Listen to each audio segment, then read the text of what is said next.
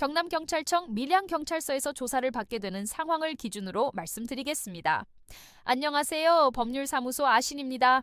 경찰에서 연락을 받으면 대부분 가서 있는 그대로 말하면 되지 않겠나 라고 생각합니다.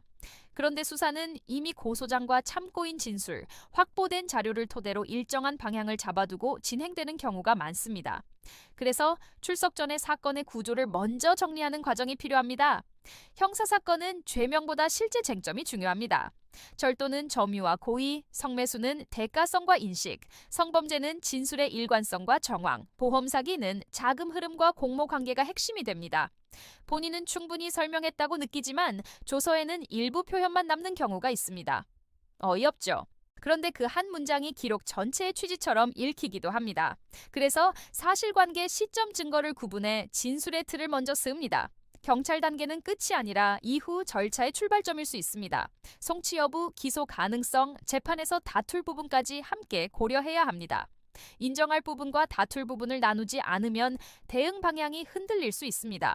사건을 맡을지 여부도 감정이 아니라 증거의 흐름, 법적 쟁점, 민사로 이어질 가능성을 기준으로 판단해 왔습니다. 상담은 설득이 아니라 판단을 돕는 설명 과정이라는 태도를 유지합니다. 형사 문제는 민사 분쟁으로 이어지는 경우도 많습니다.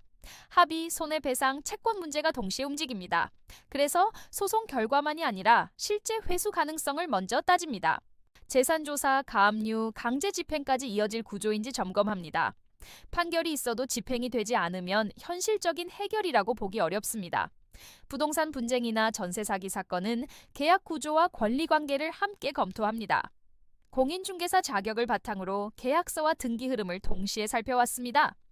가사 사건도 감정 대응이 아니라 장기적인 이해관계를 중심으로 설계합니다.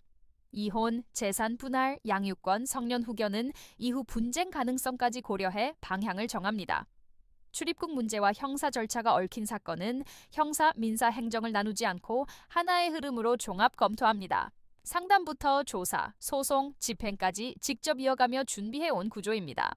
이런 기준으로 형사, 민사, 가사, 부동산, 행정 전반을 다루는 곳이 법률사무소 아신입니다. 상담이 필요하다면 영상 설명글을 참고해주세요. 구독과 좋아요는 보다 꼼꼼한 법률 상담에 도움이 됩니다.